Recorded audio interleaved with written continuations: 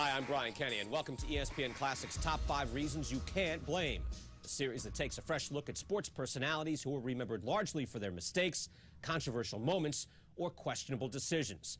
In this show, we'll examine why one of the best quarterbacks in NFL history is often criticized for never winning a Super Bowl. Other renowned signal callers have not been so stigmatized, but Dan Marino was coached by Don Shula and Jimmy Johnson, who between them won 4 Super Bowls. So what happened? Why no ring for Dan? Before we start our countdown of the reasons why you can't blame Marino for not winning a Super Bowl, let's take a look at his brilliant 17-year career.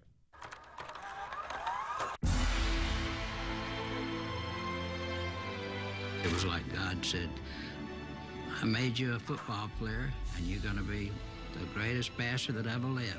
He drops quickly to throw, looks right across the middle. He got Clayton open.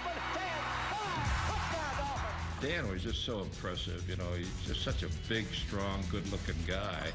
And then that quick release and the tight spiral, you knew that you had something special in your hands right there. I'd go and watch practice. You'd get mesmerized by Dan Marino. The beauty of the ball coming out there, you couldn't take your eyes off. As a pure passer, he was the greatest. Here is Marino back to throw. He's going deep, got a man down there. Hey, got it, touchdown! He'd look at you and his eyes would like kind of light up. Dan liked the home run. He gambled and he audible a lot, and he just pick a guy and let it fly.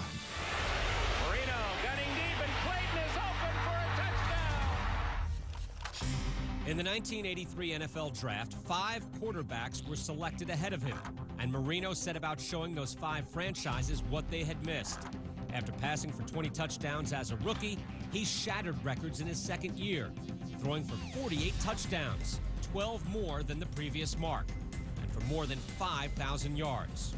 As the 1984 season began, the expectations were that this team could go to the Super Bowl because they had the best young quarterback in the NFL. Early on, we had one-on-one matchups that we knew we could win. We felt like we could score on anybody. We were witnessing greatness at its very highest level. I just thought the Dolphins had just been blessed with this God who had been placed behind center, and he couldn't lose because he was doing things we had never seen before. Fueled by Marino's aerial assault, the Dolphins went 14-2 in 1984.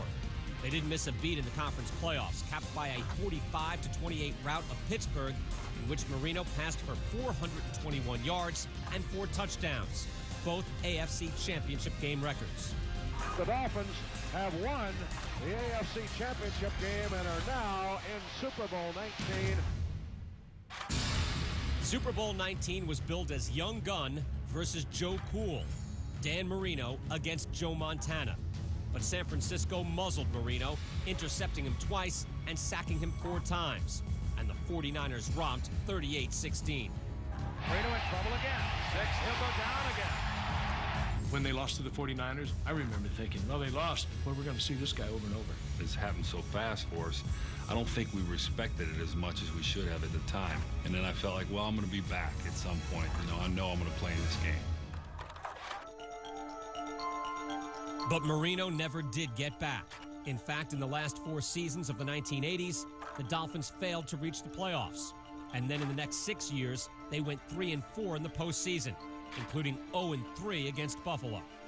Eventually, after 2 or 3 or 4 years, they learned, okay, just force him to throw shallow.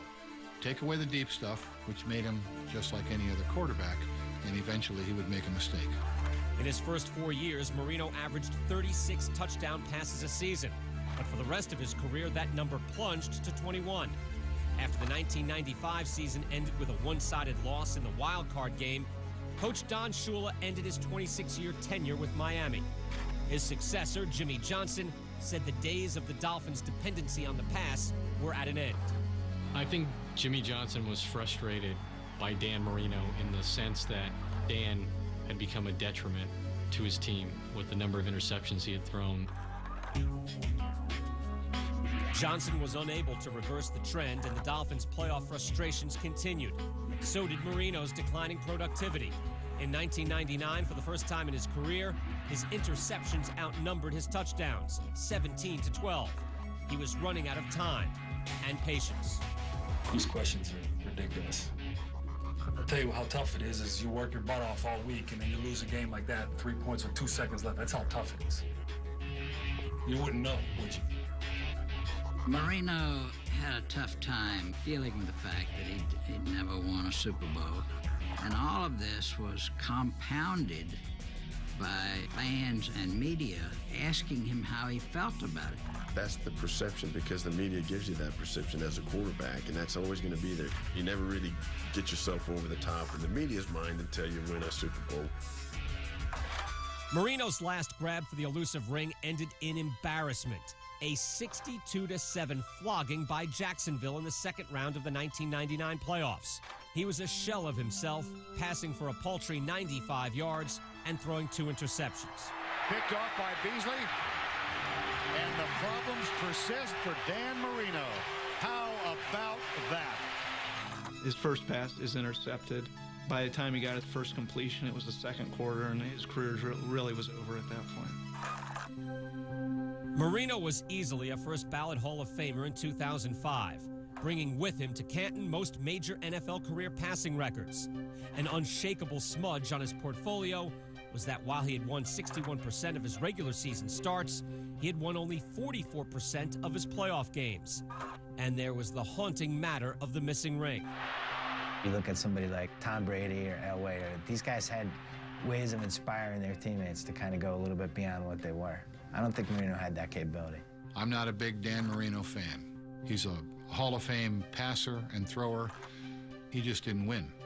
Your quarterback is responsible for winning, not passing. Dan put up a tremendous amount of stats and provided a tremendous amount of excitement for a lot of people. But see, I got this on and got another one at home in the drawer. And that's what counts. We didn't win a Super Bowl together, and that's something I'll always regret, not knowing what that feels like. There's no question. I think every time people talk about him, it'll be one of the first things they say.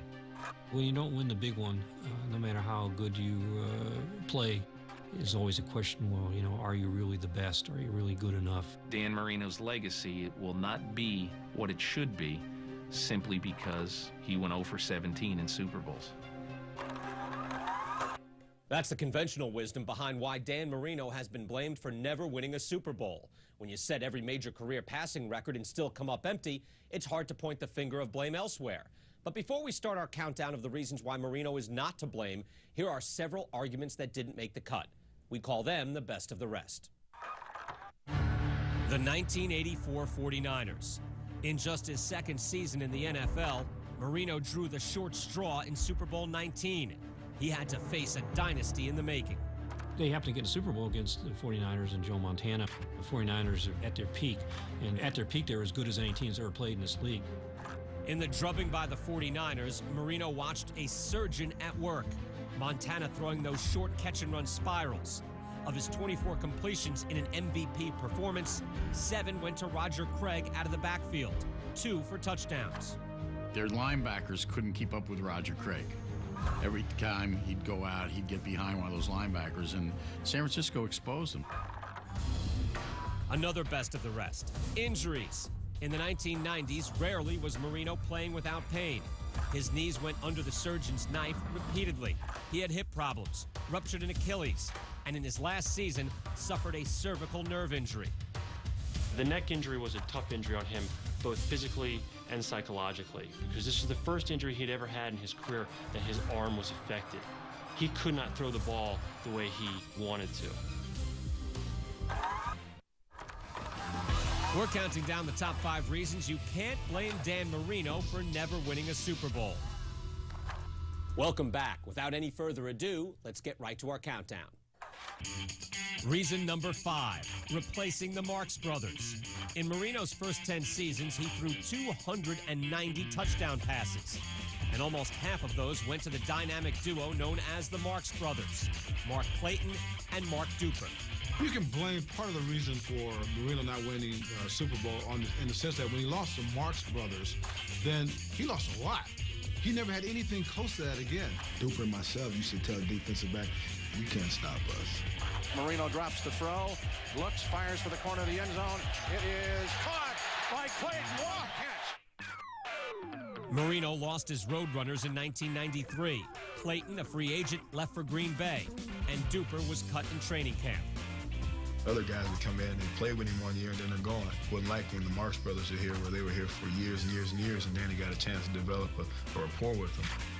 In 1984, the season when Marino torched the record book, Clayton caught 18 touchdown passes, his first of 4 years in double digits.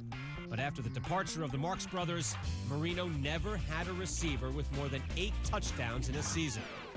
They went out and got Mark Ingram, and he failed. They went out and hoped that Tony Martin would emerge, and he didn't. The Dolphins did have a parade of a lot of veteran guys who came in after that, but nobody who replaced Duper and Clayton as the favorite target. 1 reason down, 4 to go. Here's reason number 4. The Dolphins' defense. From 1984 to 1997, Miami's defense ranked in the lower half of the league 12 times. Touchdown, Buffalo! The Miami defense! Offense sells tickets. Defense wins Super Bowls. If you can't stop anybody, you're not going to win. Simple as that. Shootouts tended to be fatal for Marino and Miami. Case in point, in 21 losses to the Bills between 1987 and 1999, the Dolphins surrendered 29 points a game while being bullied for 177 yards rushing. On the defensive side of the ball, they were constantly trying to find their 1 or 2 or 3 or 4 stars, but it wasn't built on a foundation of depth. If you look at their draft picks, they had John Boza, Eric Kumaro. There's a whole cattle call of defensive busts throughout the first 6 to 8 years of his career that really defined the fact that he wasn't going to get a ring. Miami's defensive deficiencies were gruesomely apparent in the 31-14 loss to New England in the 1985 AFC Championship game. The Patriots ran 59 times for 255 yards, controlling the clock for 40 minutes and keeping Marino chained to the bench. If you look at his career, it comes down to 4 words. The defenses were awful. Everybody kept waiting for the defense to get to that level that could win a championship, and it never got there.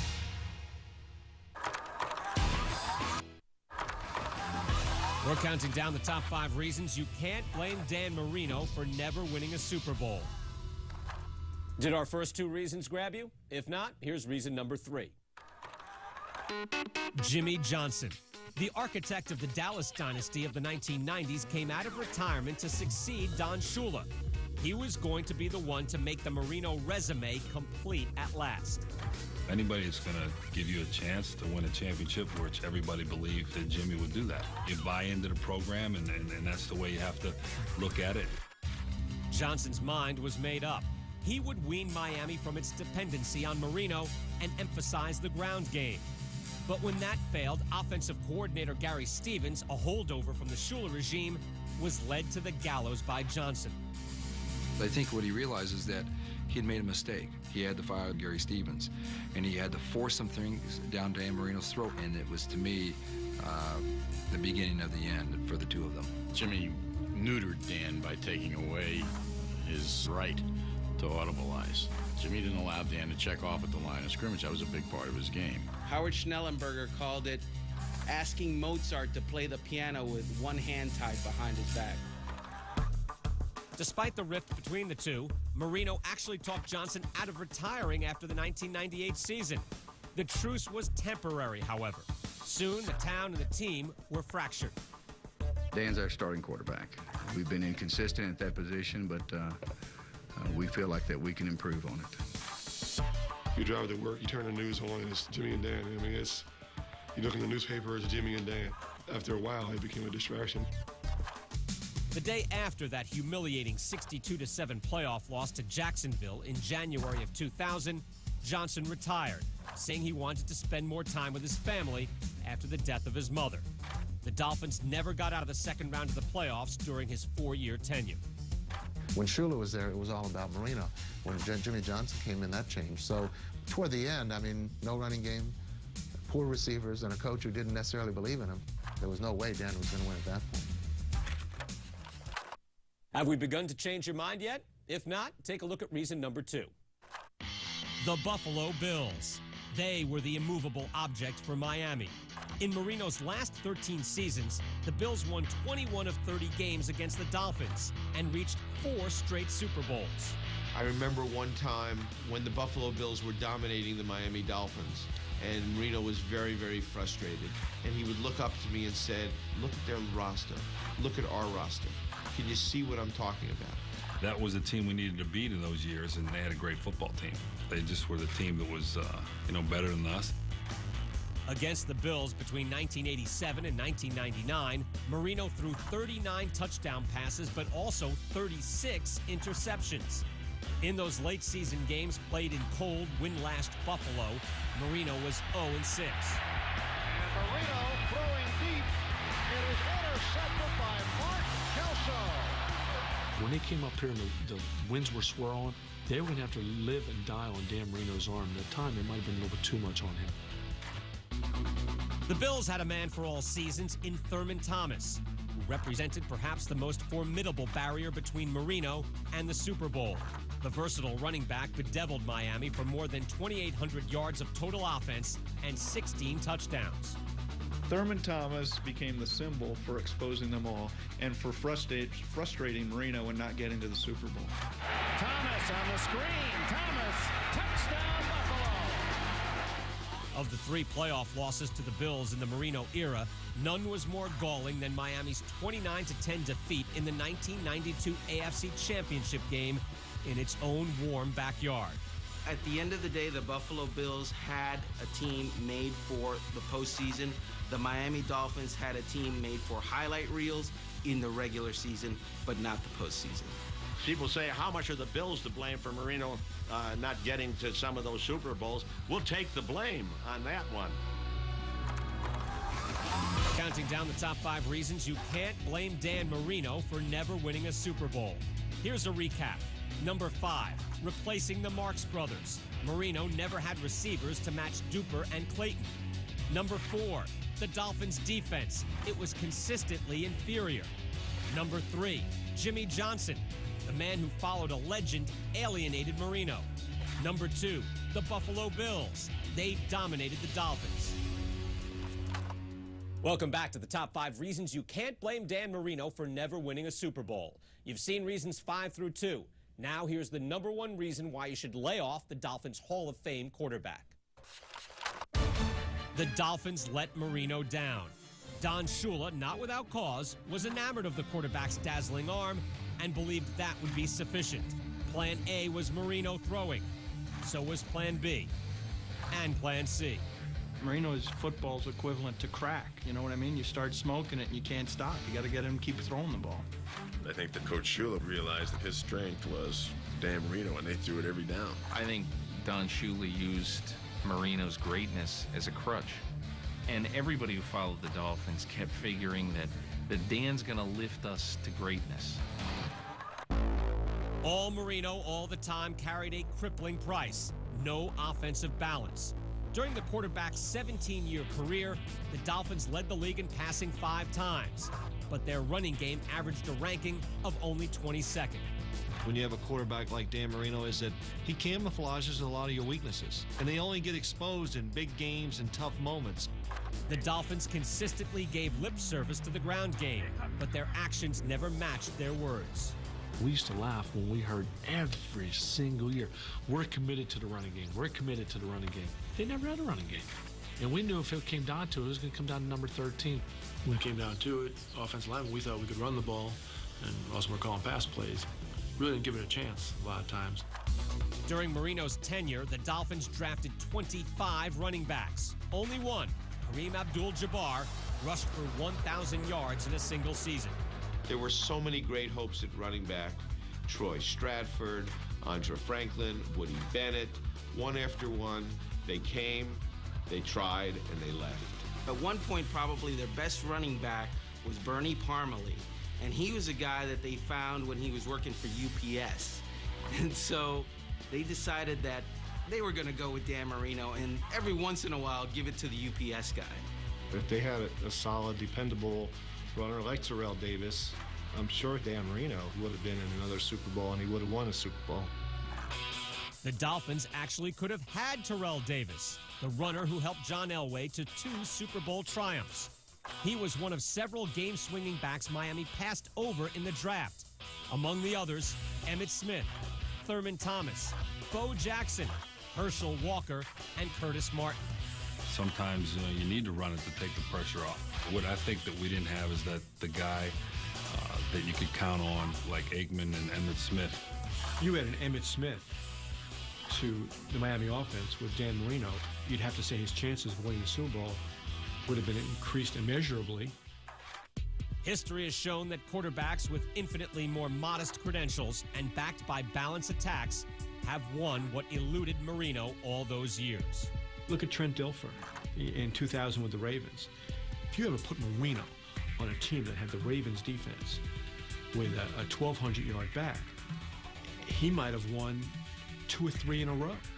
I wasn't able to get the balanced offense that we needed in order to help our defense and to help Dan get the most out of his ability. So, I failed in that regard. They had the greatest weapon in the NFL for 15 years, and they really blew it. They should have been the 49ers. They could have been the Giants, winning multiple Super Bowls in that time. In football, I don't care how great individually a player is. And Marino is a great example. If you put too much stock in your quarterback and you live and die with him, you're going to die a lot more than live. Well, there you have it. The top 5 reasons you can't blame Dan Marino for never winning a Super Bowl. We can't get him a Lombardi trophy, but maybe we've helped silence his critics and let his legacy stand as one of the NFL's all-time great quarterbacks. I'm Brian Kenny. Thanks for joining us.